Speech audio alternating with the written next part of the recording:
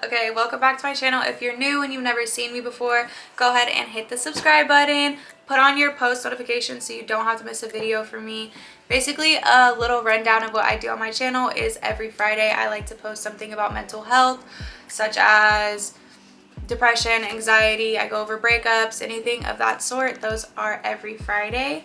And every Tuesday I do vlogs, so that's just a little bit more about me and my life. But yeah, go ahead and subscribe and like this video while you're at it. My social media, I will have it popped up right here, so go ahead and follow that. And yeah, we're gonna get right into the video. Actually, before I did this, I did need to get some coffee.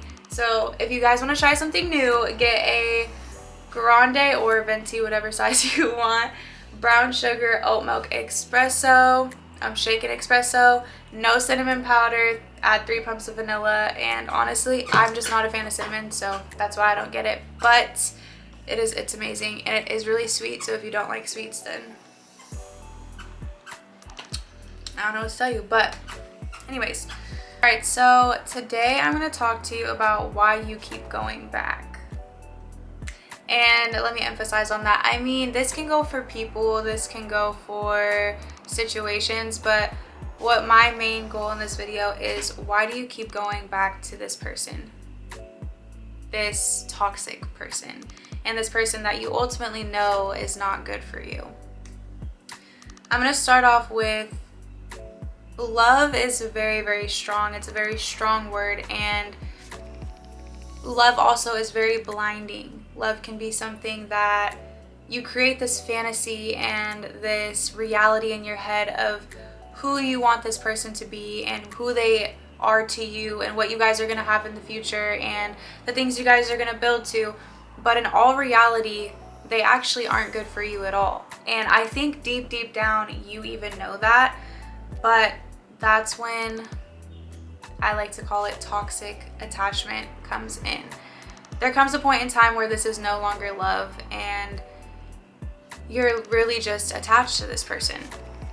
And you guys break up, but for some reason you always come back together, and you always think that it's fate. You're like, you know what, this is happening for a reason. They're supposed to be in my life. I knew that they were going to come back, da da da. Those are all excuses. It doesn't matter if you're an astrologist, if you are a firm believer in everything happens for a reason. You attract what you attract, and you allow what you attract. Do you know what I mean? So when you're constantly thinking like, oh, this is fate, like this is why we're back together, this is happening for a reason, you're just feeding that fantasy that you're telling yourself about this person, when in all reality it is toxic attachment, and you are in a very, very, very close attachment with this person. Now, attachment honestly stems from childhood trauma. If you didn't have a mom growing up, or if you didn't have a dad growing up, or you didn't feel the love that you needed as a child, growing up, you're always going to want to pursue people so you can feel that love that you never had. But in all reality, it's not love, it is attachment. And that is a really, really hard truth to have to come to grip with. Why do you keep going back is really the big question. And that's because it's familiar to you. This person's touch, the words that you guys have shared at 2 a.m. some nights, the nights that you guys spent talking about the world together, exchanging each other's stories on each other's trauma, promises to each other, they feel like home to you. And love is very much so, or what we think is love, attachment even, is like a drug. And when we are away from this person and we break free from them, your body begins to have withdrawals, and sometimes these withdrawals never go away. There's going to be some things that remind you of this person. You could be driving down a street and remember a memory that you guys had there. You're going to always lay your head down at some point in the night of some time and think, I wonder how they're doing. And a lot of those thoughts and those reminiscing moments will make you want to go back to what you're most familiar with and what is home to you. So that's a lot of the reason why you are going back, because you're safe there. And one thing that a lot of people with attachment issues or childhood trauma, they struggle with being alone. And this is why a person will always jump from relationship to relationship to relationship, because they're just constantly trying to find that love that they never had. And also, it doesn't reside within themselves. So all they can do is really just go back to toxic people or move on to someone else who then becomes toxic to them in the near future.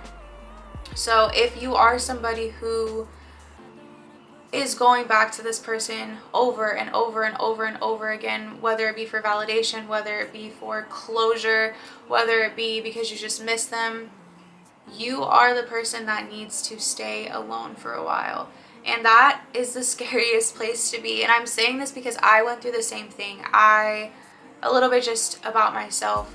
My first relationship was when I was 14, and that was a 2-year relationship. So I was in 14, 15 until I was 16. And then when I was 16, I got into a 3-year relationship. And then after that relationship, I got into another almost 2-year relationship, back and forth.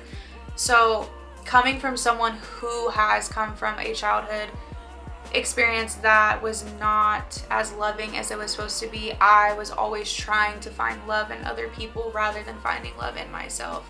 And that's actually what was more detrimental to me than anything, because I was more so the time that you are jumping from relationship to relationship to find that love, you will actually find more pain in those relationships than anything, and create more traumatic experiences for yourself.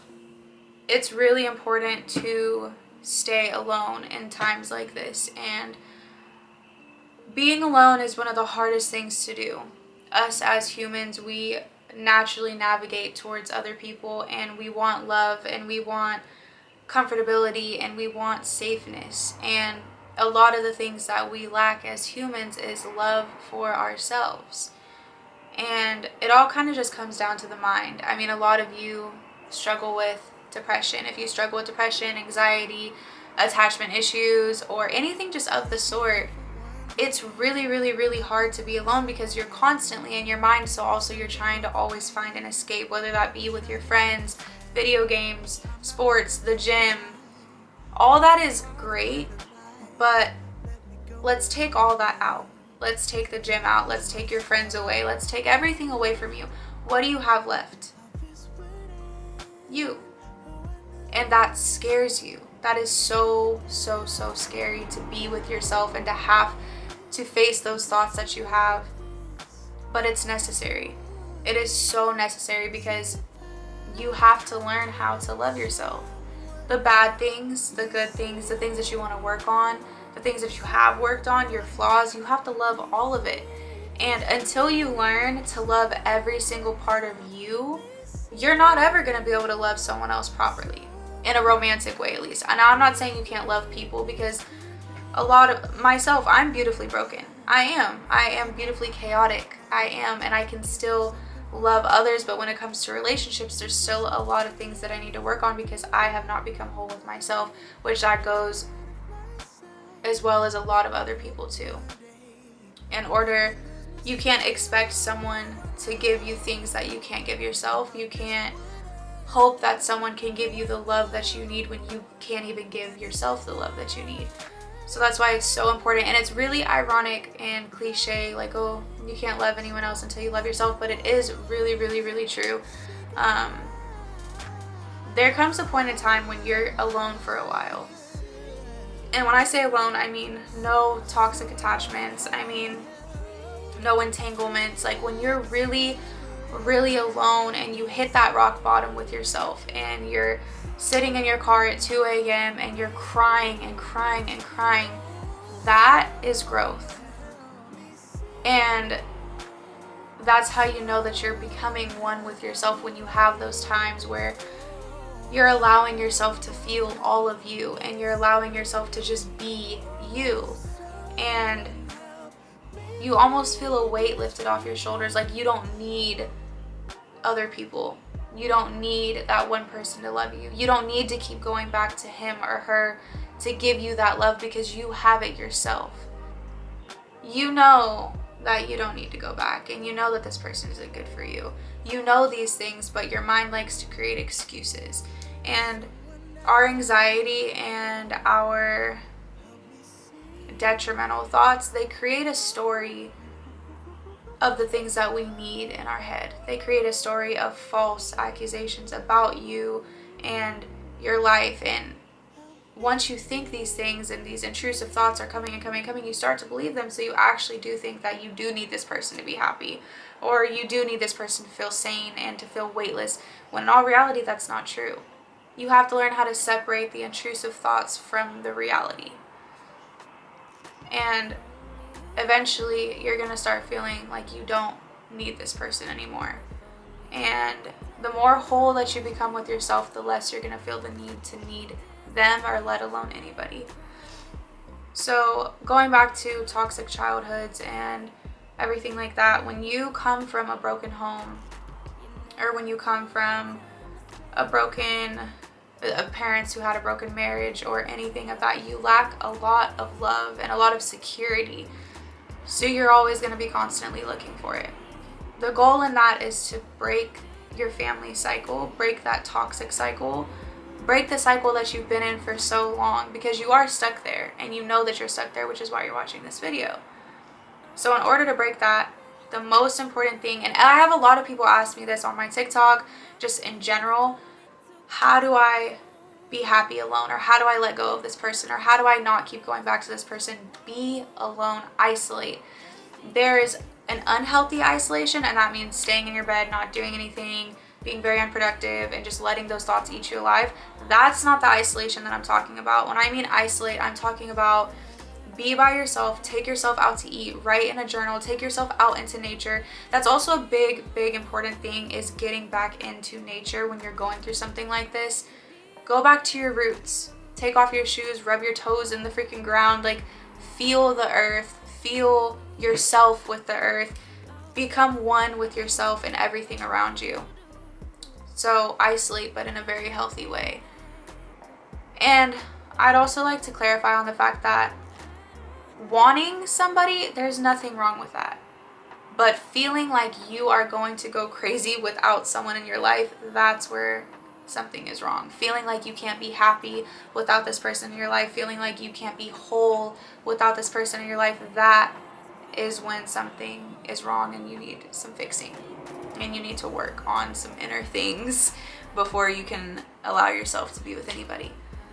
And after, you spend time with yourself and you start learning who you are, then comes the healing process. When does the healing end? It doesn't. Healing never ends.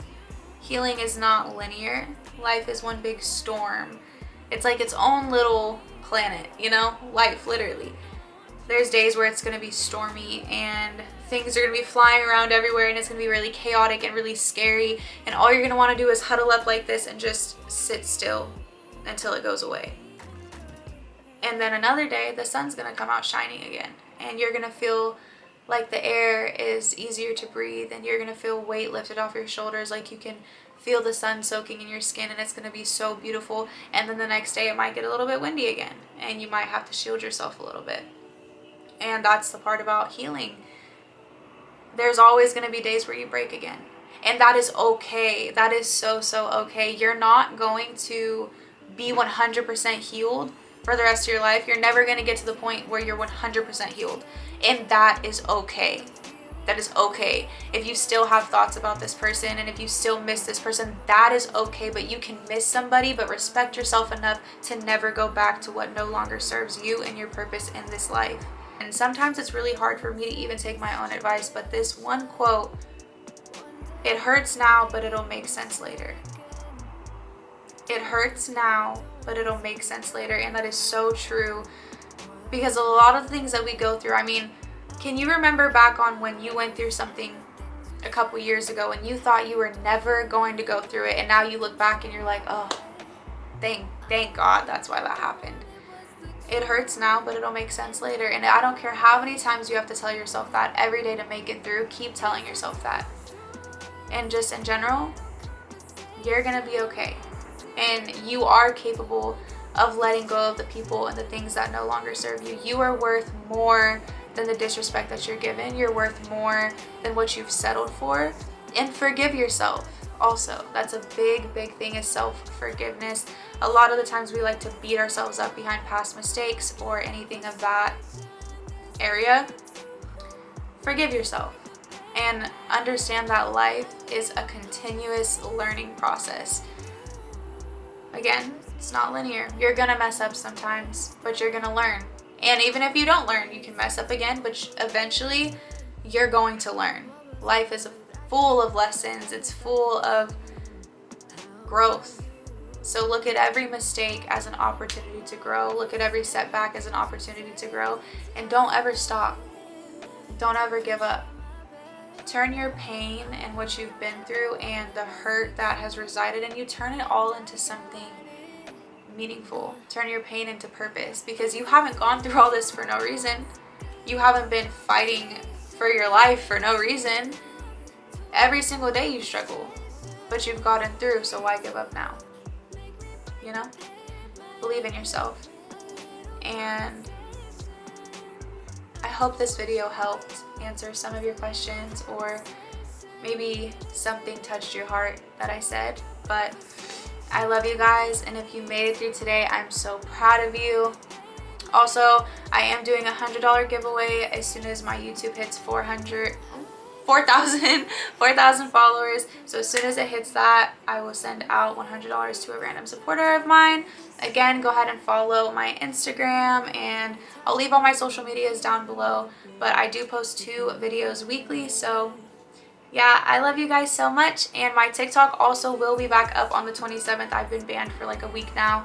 So sorry, it's been terrible for me too. I've been struggling, but we're gonna be back on the 27th. So I love you guys so much.